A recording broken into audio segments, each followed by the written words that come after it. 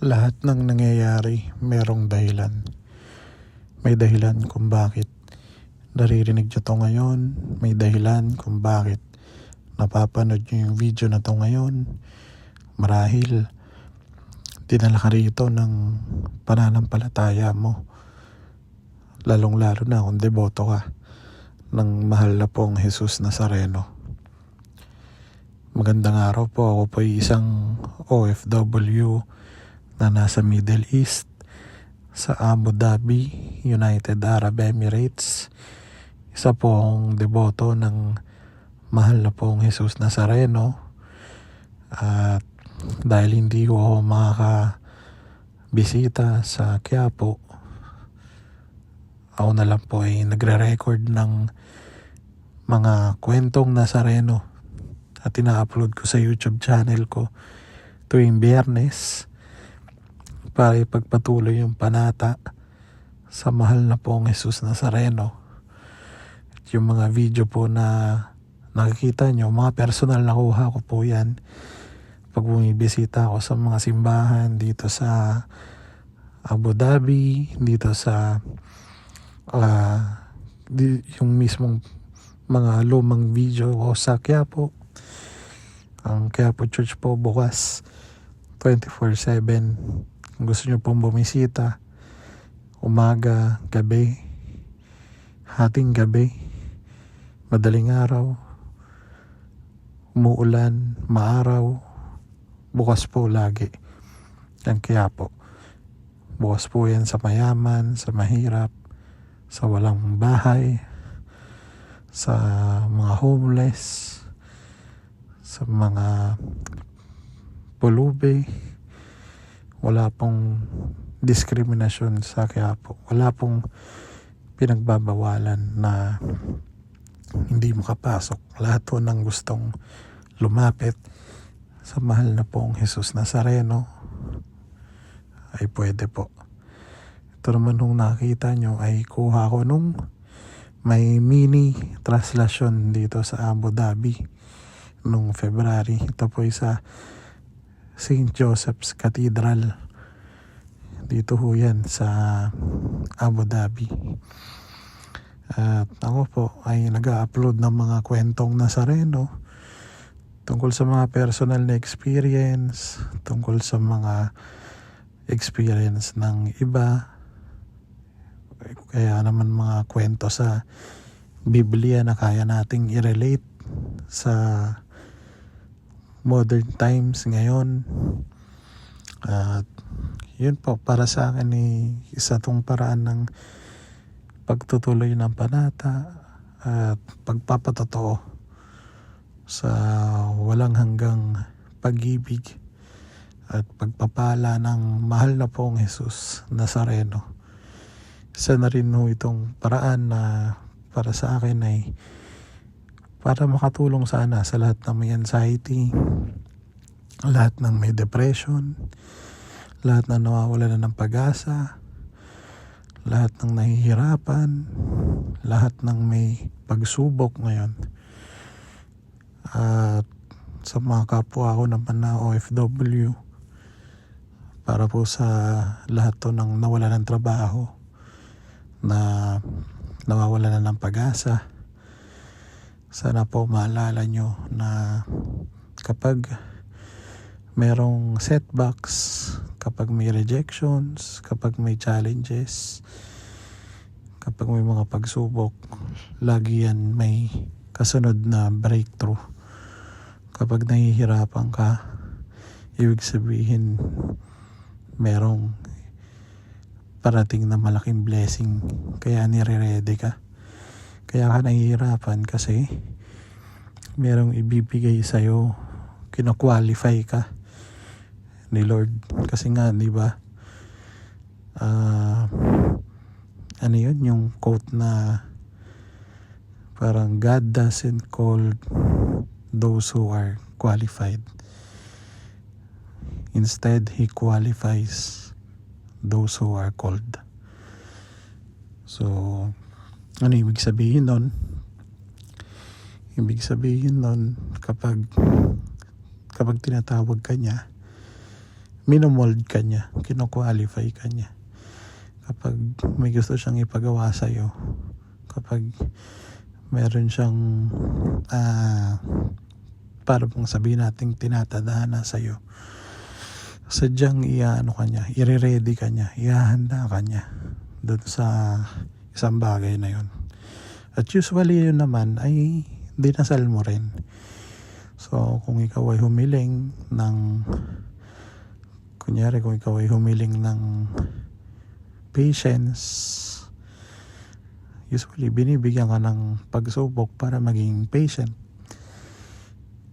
Kung humiling ka ng magandang career, usually pinaghihintay ka na matagal. Kunyari ako nga po ay bago makapag-abroad 2 years na araw-araw nagpapasa, araw-araw nare-reject, at umabot ako sa 3 visa processing sa iba't ibang bansa.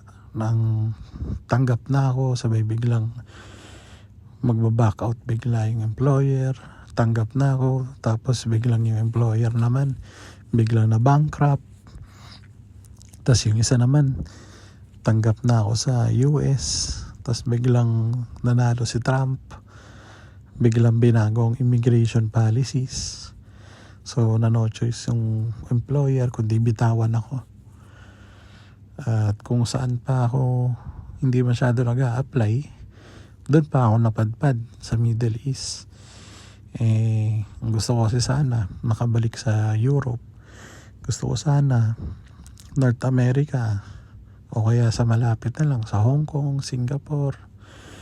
Pero doon pa ako napunta sa hindi ako masyado nag-a-apply. So ganoon talaga eh. Ibig sabihin lang na merong tinuturo ang mahal na pong Jesus Nazareno. Ganun lagi. Kapag merong hindi akma sa plano mo, hindi akma sa goals mo, ang isipin mo lang lagi, ano kaya yung tinuturo ng mahal na pong Jesus Nazareno? Bakit kaya ako dinala ng mahal na pong Jesus Nazareno sa lugar na to? Bakit kaya hinayaan ng mahal na poong Jesus Nazareno yung sitwasyon na to? Paano ako napunta dito? Ano kaya yung gusto niyang ituro? Yun ang lalahanin natin. Kasi along the way, imposibleng wala. Meron at meron yan. Meron at meron kang malalaman. Meron at meron kang maiintindihan. Meron at meron kang matututunan. At balang araw yung matututunan mo along the way, ano rin yun eh, yun din yung isi-share mo, yun yung gagawin mong testimony. Kasi kung ano yung matutunan mo, yun yung balang araw ikaw naman yung magpapatotoo, hindi ka kwento mo sa mga ibang tao na ganito yung nangyari sa akin, ganito yung binigay sa akin ng mahal na pong Jesus Nazareno. Ganun ganun naman talaga. Katulad lang din ng mga mga disipulo ni Jesus, no? Yung mga apostles natin. Ganun din yung mga nangyari sa kanila.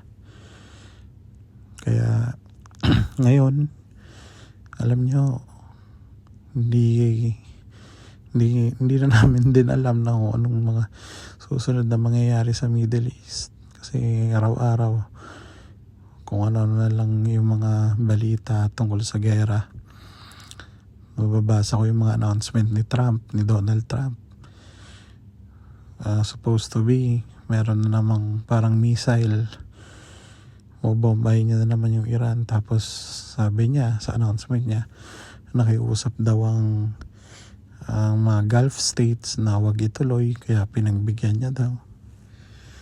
Pero dito naman,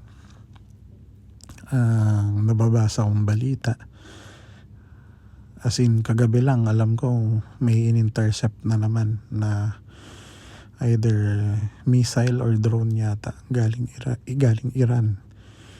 Pero pagkagising ko kanina, may nabasa naman ako na galing daw Iraq. So hindi ko alam kung gaano katotoo yun.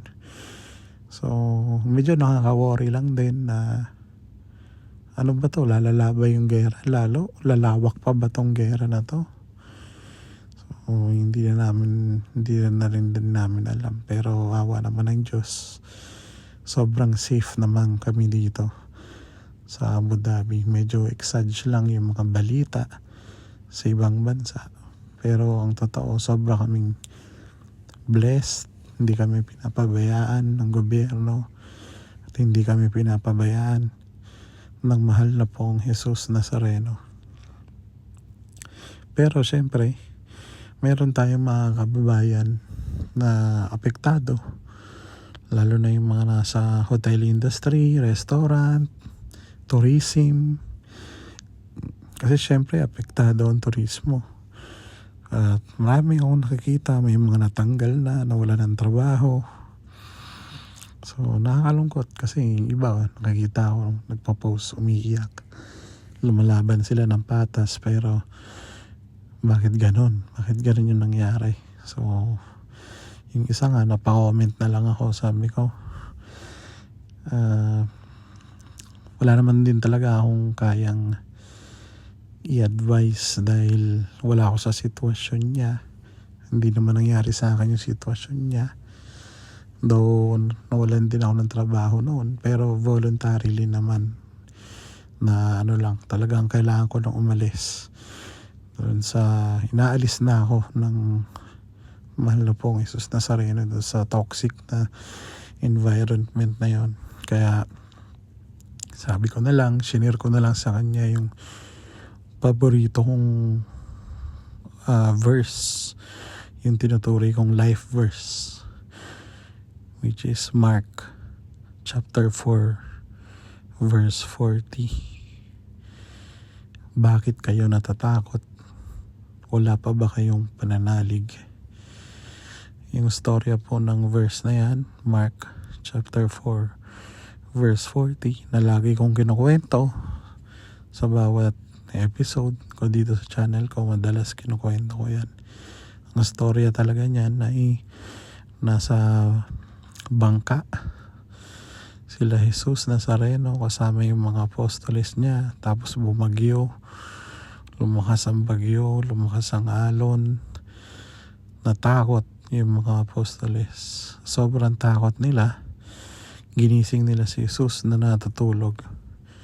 So si Jesus Nazareno bumangon, tumayo, nagdasal, pinakalma ang bagyo, pinakalma yung alon.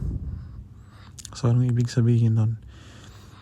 Ibig sabihin nun, dadating at dadating yung mga pagsubok, aalugin nila yung bangka mo, lalakas ang alon, lalakas ang ulan, pero lagi mo lang tatandaan na kasama mo ang mahal na pong Jesus Nazareno sa bangka mo.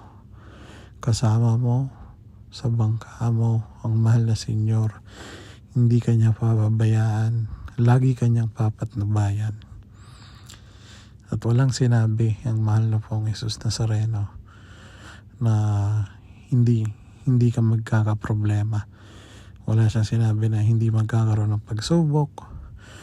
Wala siyang sinabi na magiging maalwan ang buhay mo, magiging smooth ang buhay mo, hindi ka magkakaproblema. Wala siyang sinabi ng ganon.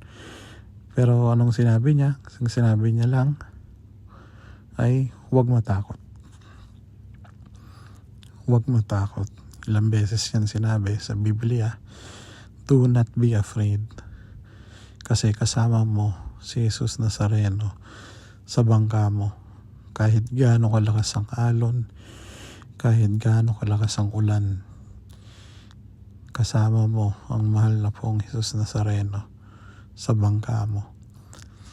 So kung ikaw ay kapwa ko OFW sa UAE o sa Middle East, sa Gulf States, lagi mo sanang tatandaan na kahit lumala pa yung gera na to, lagi merong learnings, kasi meron meron at merong ituturo sa atin ang mahal na pong Jesus Nazareno. Mahal na pong Jesus Nazareno, habang buhay ako magpapatotoo sa walang hanggang pag-ibig at pagpapala mo. Amen. Amen.